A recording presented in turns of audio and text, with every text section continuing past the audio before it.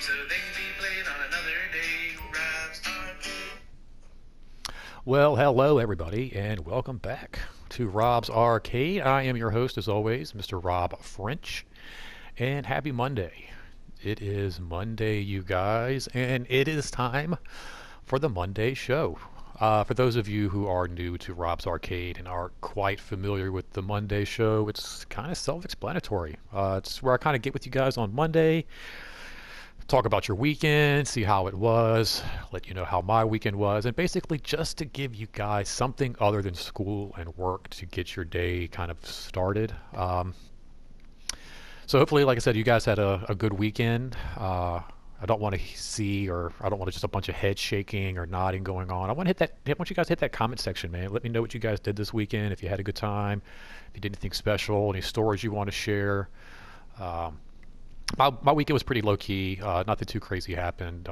Just got the dryer fixed. Nothing too big on that end. Just fixing the knob on it, and just kind of hanging out, watching some TV. My wife and I were supposed to go to a Halloween party yesterday, or not yesterday, excuse me, Saturday, and just I don't know. Got kind of like cold feet right before it was time to go. My wife was already there. She kind of like had left earlier in the day to head over to my her aunt Marlene's house, and her cousin Ashley and Patrick were they're all throwing together this like little Halloween party, and I don't know what it was. It was just like right before I was like, so my wife was already there, and she was getting ready to send an Uber for me, and I was just like, I don't know. I was like, yeah, I'm ready, but I'm not really quite hype about it. And she was like, "Well, you don't have to come if you don't want to." And she was like, "Really, it's just like a lot of guys here, kind of drinking. I guess her cousin Patrick's friends.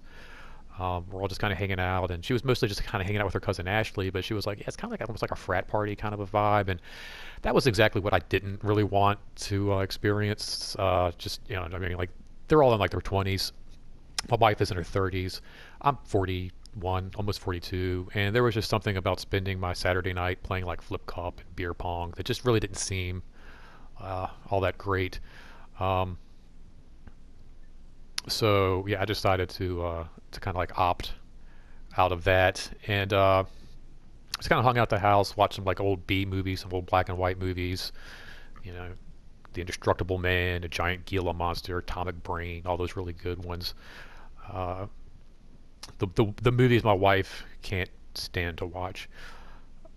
But like I said, other than that, just like a really really kind of quiet, pretty relaxing, you know, uh, no event kind of a weekend. Typically on Monday, I also like to kind of hang out with you guys and kind of like bring up a subject, something to kind of talk about, get a little debate going, whether it be internally with yourself or even in the comment section with me, or something you might want to like just take to your friends and your family, and like a little topic I might bring up, or something I might be dealing with or experiencing myself at some point. And uh, this week I decided not to do like that per se. I wanted to share a story with you guys actually.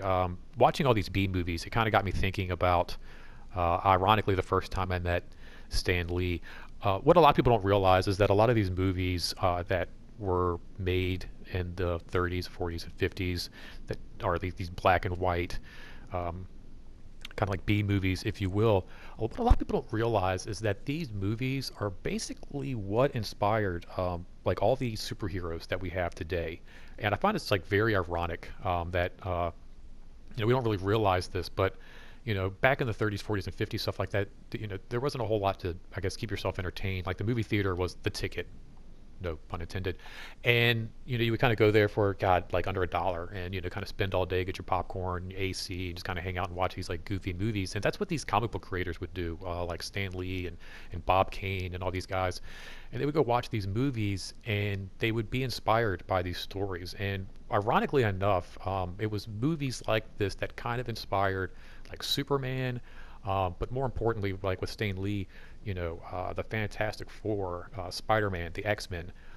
These were all kind of like ideas up until this point that had been kind of like the premise for like a scary story. And like before um, superheroes were even really big in the comic books, this was a great way to kind of test the playing field. You could kind of do like monster comics in a sense. It's like what they were kind of doing, these mystery comic books, mystery science fiction kind of things. And so it was very easy, like, to kind of introduce the same ideas of a man being introduced into radioactivity or gamma rays or something of that nature, and then being changed in a manner that would make him kind of a threat.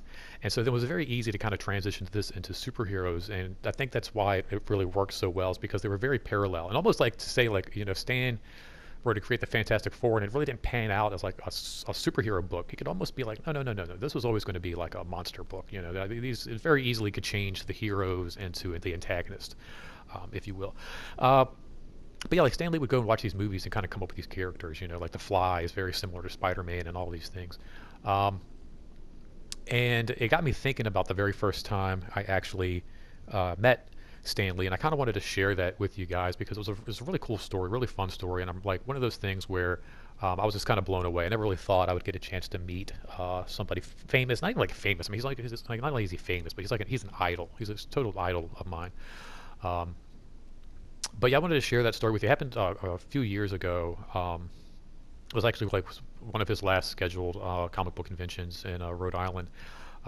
And ironically enough, like my wife was kind of like the catalyst for all this. And in fact, she was actually, I guess the whole story really starts when she was visiting her grandfather one weekend, and we kind of got into an argument over the phone like that Saturday night, and it was kind of a bad argument. I don't remember what it was about, but I definitely remember us like arguing and screaming at each other over the phone, calling each other names and stuff like that, and ultimately hanging up on each other, and then continuing to fight via text message into the night. And it was just one of those things where like I was not looking forward to when it was finally over the next day. Like this isn't an argument that's going to be done anytime soon.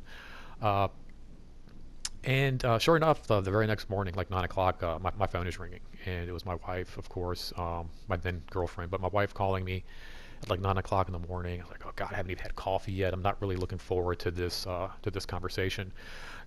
But it was actually really awesome. We both apologized to each other. Like she pretty much got on the phone right away and like apologized, and I apologized. And again, we didn't even really know what we were fighting about. It was something stupid, and she was being really sweet and really nice, and it was really actually like a complete 180 from what I was expecting before I answered the phone. And then she hit me with the will you do me a favor? And I was like, this has to be, it's too good to be true. You wake up after having an argument with your wife or your girlfriend or whatever, and she apologizes, right away, and then she's being like super sweet and nice. It's just like, this is too good to be true. And so then she hit me with the, will you do me a favor? And I'm like, by the grace of God, at this point, not in the doghouse. So like, of course, yeah, the world is your oyster, whatever you want. And so she was mentioning how, about in a month, she was having another trip up north with her mom to go to the comic book convention in Rhode Island. She was going to be staying the night again with her grandfather, but she didn't want to drive up alone. Like this time, she'd be coming up by herself. Her mom would already be there, and she would have to drive up after work in the dark at night. And it was just something she was not really looking forward to. And so she was like, if I buy your Comic-Con ticket and pay for you to meet Stan Lee, will you come with me? Will you ride up to Rhode Island with me for this convention? And I'm like beside myself at this point, and still like waiting to hear the favor. Like I'm pretty sure like I was quiet, and she was like, "Hello, like, are you there?" And I'm like, "Yeah, I'm waiting to hear the favor part." What do you need me to do? Like you're gonna buy my ticket and you're gonna pay for me to see Stan Lee? I'm like thinking to myself, like, I will carry us. I'll carry you. I'll carry you on my back. I'll push us on a skateboard. Like whatever it takes, I will get it. It's like, are you kidding me? Yeah. Um, almost like God, it was like for the next month, it was like too good to be true. Like I really couldn't believe it. In my opinion, stuff like that just didn't happen. You didn't go meet your idols, and if it did, to me, it was always like some kind of like a weird ball rats kind of scenario, if you will. Even before I saw the movies, Mallrats, even like growing up as a kid, I would always imagine that if I were to meet, somebody famous or something, that it wouldn't be, just at, a meet and greet. Even if I went to the meet and greet, let's say at a mall somewhere to meet like Mr. T, the time would run out, and we would all be ushered out of the line because time had run out, and Mr. T's done signing autographs, and so then walking back to my car, sad and disappointed with my dad, that's when, we would cross paths with Mr. T and his promoter and then hang out in the parking lot and get his autograph and talk for 20 minutes. And it would be like one of those weird, like sitcom-y scenarios that, it would never happen like that. You had probably a better chance of being hit by a space shuttle while walking along the beaches of France or something like that. But that's how I always pictured it in my head, because that's how it happens in the movies. You don't really just meet these, your idols. They happen in these weird, strange kind of ways or whatever. But yeah, so like lo and behold, like my wife bought the tickets, got my thing to meet Stan Lee, and about a month or so later, we were on the way, and I couldn't believe it. Like it was like just a complete, surreal experience. My wife got off of work that that the night we were going, and get everything loaded up in her Volkswagen Beetle Turbo, and hit to the gas station, and we got a flat tire at the gas station. I don't think we were even a mile away from the house, just a couple of lights, and my poor wife, the poor thing, she pulls into the parking lot just a little too sharp and hits the curb. And I've hit like a dozen curbs in my life, half a dozen curbs or so, and twice as hard, and never popped a tire that way. And I mean, she must have just hit it just right, just at that right point of impact, because before we could even pull up to the pump, the tire was completely flat, completely blew it out. And I was like, this is, of course, why wouldn't this happen on our way to go meet Stan Lee? Now we're kind of freaking out because we can't like take this car to Rhode Island, or even to the Poconos that night with a donut on it. There's just no way. So, we call her mom, and her mom's like, there's really no time to even like to change the tire, to get a new tire put on. So she just suggests renting a car. It's like the simplest thing to do. Oh, guys, hold on one second. I'm sorry. Hold on.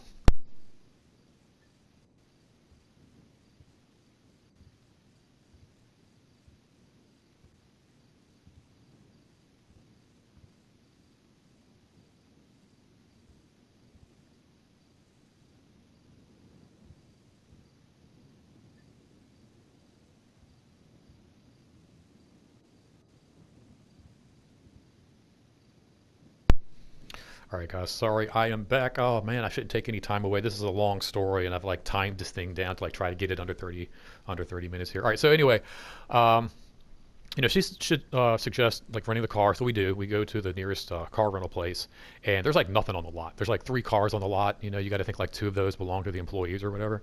Um, and so we're like pretty much at this point thinking like, yeah, we're not gonna get a car to rent tonight. There's just no way. Luckily, he had one car left. It was I thought it was the mom station wagon out in the parking lot, but it was actually a really nice, brand new Dodge Caravan, all black, the Bat van, if you will, completely tricked out, fully loaded. Only had like 17 miles on it, I think. Like it had literally been like test driven and then driven from the lot to the car rental place. Like it had no miles on it whatsoever. So like I'm basically breaking this bad boy in for the road trip. Now it actually worked out really well. Like it was kind of like stressful at first because we're trying to get on the road, we get a flat tire, but now we've gone from a Volkswagen Beetle, which is probably like the least favorite road trip vehicle, to this nice black brand new Bat van, Dodge Caravan. Like this thing was, I can't stress enough how beautiful this car was. And even though we got a late start, traffic wasn't bad because it was after dark, and just clear sailing. We got to her grandfather's. Her grandfather lived like a retirement community, not like a home, but like a community. He had like his own house and his own like setup and everything. And his daughter, my mother-in-law, was already there staying with him. And then he was nice enough to actually get us our own little separate like condo. Like we had our own place, kitchen, living room, two bathrooms. It was beautiful. But we really didn't need all that. Like it was basically just getting to, you know, getting to his place so we could get to bed, go to sleep, and get up the next day to get to Rhode Island. And it was almost impossible to try to get to sleep, because like, again, this is something I didn't do. This was like stuff that like, I watched a lot of like Big Bang Theory and stuff like that. And in my opinion, that's like what those guys do. Like those are the, the guys who will get a van, rent a car or whatever, drive to go see, William Shatner or whatever, And I felt like, it was like a dream. Like I was still like just kind of like just floating in this reality that wasn't really true. Really hard getting to sleep that night, of course. Like your meeting is, again, like it's not like it's just meeting like like Robert Downey Jr. or even like Robert De Niro. This is like an idol of mine. Stan Lee. He's like he's like one of my heroes growing up. So it's just like huge, huge, huge, huge. I couldn't go to sleep. Had to be up the next day at like 6 o'clock in the morning. Finally, pass out. All the my brain synapses, finally stopped firing for a moment, and get hardly like no sleep whatsoever. But I'm so jazzed. Doesn't matter. Pile up in the car, and we all head to Rhode Island at this point. It's my wife, her mom, and then my brother-in-law and his then girlfriend. Uh, Again, traffic wasn't really bad.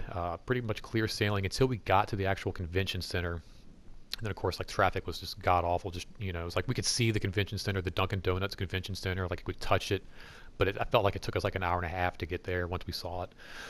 Um, and once we got inside, the thing was huge. It was so big. But once we got inside, my wife and her mom, like basically their trip, they'd planned this trip before. Like I said, they'd included me to go meet a bunch of Sons of Anarchy stars and get signatures and pictures with them. And so once we got inside this huge arena, this huge convention center, we kind of like split off and did our own thing. They were, heading towards the Sons of Anarchy kind of booth area to do all that, and I headed down to like the basketball arena, and that's where they had all like the big names kind of set up with all their booths. And just it was huge, just completely overwhelming. I'd never seen anything like it. They had like the whole basketball court, like I said, was like kind of set up for the meet and greets, and it was a little frustrating once we got inside there. Like I said, my wife and I, we kind of separated, but once I got inside the meet and greets with everybody else, it was a little frustrating and a little confusing because when you buy your tickets online, I think you also pay for like either your signings or whatever it was. I can't really quite remember how it worked out, but you couldn't just get in line at that point to meet your person and then pay to get. I guess I don't know how that works. I don't know if it slows down the meet and greet or what with the payment, how that works. If they just had somebody like up front waiting to meet you and take your money or whatever, and then you take your pick. I don't know. Like, so they had it set up this really weird way where you have to get like basically two lines. So you get in one line to get your ticket for your meet and greet and your photo op or your signature or whatever. And that line was like an hour long just in itself. Like, I mean, it was like an hour long just to get in line to buy, the ticket to get the signature from Stanley, which is what I wanted. I didn't want to do the photo op. I just wanted to get a signature. And so like I'm standing in line for like an hour just to do that. And then finally, I get out of line and I start to make my way down the basketball court. And the way they had it set up was in between the two baskets. On one side of the basketball court, they had all the booths and tables set up with all the celebrities. And they had like Alice Cooper and Eleven from Stranger Things. And Wonder Woman was slated to be there, and Negan, and all these, great actors and famous musicians and just creators were there. And they were spaced out all the way down the basketball court. And then at the very end of the basketball court was Stan Lee's line. And he had, like, of course, the biggest line. It was insane. Most everybody else's line was pretty much just like a straight forward line.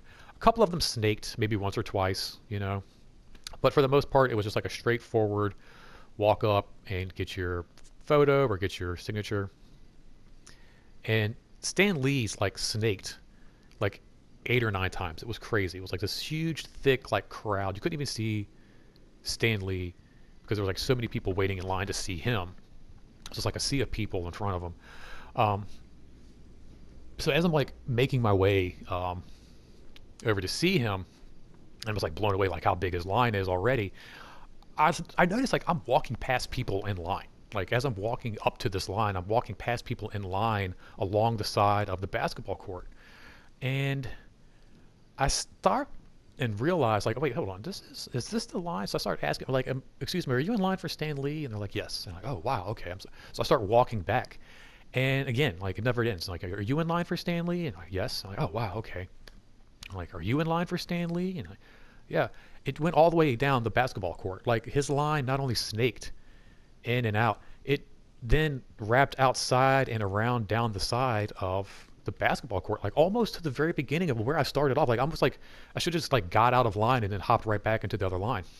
Nobody else had a line like this. It was insane. It was insane. It took every bit of an hour to 2 hours just to get to the line that started to snake back and forth. Now, I said to my wife, like, this doesn't really seem like a favor. But believe it or not, after driving all night and then driving all day and then standing in line for a few hours, it definitely became one of the most physically enduring favors that I've ever had to do in my life. Uh, Once we got into line, which his line took forever for a couple of reasons. One, there was just so many people there to meet Stan Lee. Two, he was just really old at the time. Like this was one of his last appearances, and I'm really grateful that I got a chance to meet him because I think he only had like maybe one or two scheduled uh, conventions after the one that I saw him at. I believe like that year was like his last year doing like the tours and the conventions and all that. Uh, and so the fact that he was old, it slowed his line down for the simple fact that everybody else, once you had that ticket in your hand for either a signature or a photo op or both, once you got up to the person, you gave them your ticket, you got the photo or you got your signature, and then you moved on. Alice Cooper, all these guys, they would just hop up, take a picture with you or sign your thing and take a few minutes to talk to you and then whatever.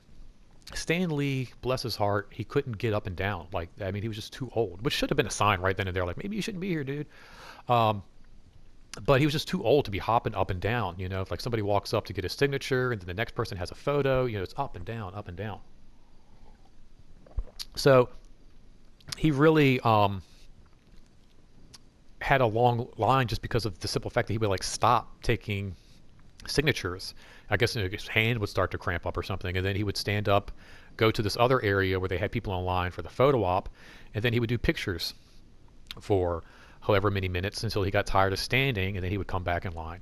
And so anytime Stanley would get up and leave line, we would all just like sit down. It's like, okay, well, he's going to be gone for like 30 minutes. We made a lot of friends in line that day. People, it took about 4 to 5 hours to meet Stanley, believe it or not. And it was one of those things like when I finally got close enough to see him, I was like, oh my God, that's him. Like I could see the little like the poof of white hair and his little granddad face from afar, and it was beautiful.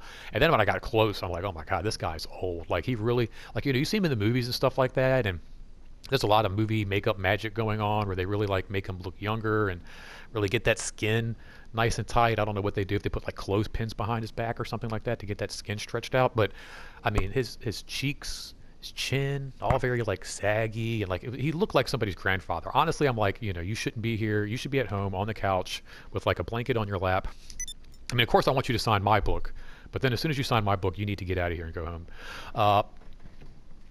But it also became evident that this was kind of wearing on him because they kept making announcements, and these announcements were like they would stop my heart. I mean, they made like 5 of them or 6 of them or something every time, because they wouldn't just start off like attention, if you have a pass to meet Stan Lee tomorrow. No, the announcement would always start off, we are sorry to announce that Stan Lee will no longer be taking photos or signing autographs for tomorrow. And we're like, what like, why would you do that to us? Like, we've been in line for 3 or 4 hours now. Why would you do that? And then again, like another 30 minutes would go by. And I think at first, like the first announcement was like Stan Lee was having like a half day or something like that on Sunday. And then by the end of it, like they just completely canceled his last day at this convention. It was just too much for him.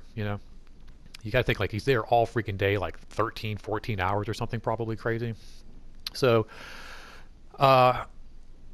they had canceled his Sunday appearance, but then would announce again, like, if you already are in line for Saturday, you're fine. Like, all right, we'll start with that part. Why don't you start with that part? Why don't you start the announcement with, if you are already in line to meet Stan Lee, cool. If you have plans to meet him tomorrow, you're shit out of luck. Do that, but every single time, we are sorry to announce Stan Lee will no longer. So I had, like I said, like about 4 or 5 hours before I'd actually met him, and I was trying to like figure out in my head, like, what am I going to say to this guy? Here I am. I've been reading comics since I was like 10 years old, 11 years old, and most of the characters that I love um, are characters he created. And so I'm in my head just trying to figure out like exactly what am I going to say to this guy? What am I going to say to this guy? What can I say to him that is going to express in the few minutes that I have with him everything that I want to say? I got everything in my head planned out that I was going to say. Finally, get up in line to meet him. Was able to snap a couple of pictures with my phone, which you weren't supposed to do. Like they were throwing people out of line, threatening to throw people out of the convention. Like if you wanted a picture, you had to pay to get the picture taken. I cheated the system and put my phone in my shirt pocket and did like a little video recording everything, and then went back later and took a couple of screenshots and was actually able to get some cool pictures of Stan Lee there. Uh, But once I finally got up to meet him, honestly, it's all a blur. It really is. Like, I wish I had a better memory of it, to be honest with you. But it was really just like he took my book, he shook my hand, I said something like blah blah blah, I love you, you're great, and then he gave me back my book, and that was it. I didn't have a whole lot of time with him. Again, at this point, like the day was wearing on him, so he was really just like cranking through the signatures, cranking through the photos, crank. So I had like a few minutes with him, a few moments, and I have no clue what I said. I think he said something to me like "thank you," or, whatever, and that was it. Like I was out of line, and I remember like not even really knowing what to do with myself, just kind of like walking around, um, bouncing through the crowd. Like I guess I'm done. Finally found myself outside of that little area with the meet and greets, and like it was so overwhelming because I'd just been in this one little area for so long.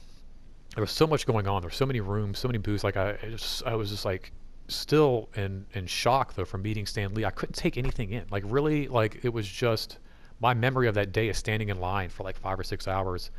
And then as soon as we got out of line and I started walking around, I bumped into my wife and her brother and mom and everything, and they were done. They had gotten all of their signatures and done everything they had to do for the day, and so it was time just to kind of like wrap um, everything up. And before you know it, we're back on the road, and that was it. The late, the great, the man Stan Lee. So glad I got a chance to meet him. Like I said, that was one of the very last appearances he made for the public, and thank God my wife is amazing and was able to put that all together for me. But I just wanted to share that story with you guys. Like I said, just hanging out and watching those movies this weekend, I was like, man, I got to meet Stan Lee, and it was just such a cool moment. And then I think it's really ironic, guys, if you think about it. Like, he went to the movies and came up with all these cool comic book characters, and now the movies are coming to him. Like, basically the movies are now coming to Stan Lee for ideas for movies. It's so crazy. You think about it. Like, all the big movies now are comic book movies, and these comic books got their start from sci-fi movies. So cool, so great. But I'm gonna go ahead and wrap this up, guys. I'm running out of time. Something else I want to leave you though with, it's Mandatory Monday, and this was something that kind of like also thought about a while ago, to make you do something outside the norm. So you know what I want you to do? I want you to create your own comic book character this week. Just kind of come up with your own character, their own name, powers, and everything. It'd be really cool if you came up with your own character and mentioned them down in the comments. Let me see what this character is. I think it'd be really fun, really cool little experiment. That's all I got for you guys today. If you are not a subscriber, man, hit that subscribe button. We got tons of cool stuff, ghost stories, all kinds of fun things coming up this month of October, as well as comic book reviews and just all types of fun stuff. If you are a subscriber, hit that share button. Go ahead, like the video, dislike the video, surprise me. And yeah, guys, this isn't goodbye. Simply to be continued. And until next time, don't spend that quarter anywhere else. Thank you so much for hanging out, guys. Love you much. Bye.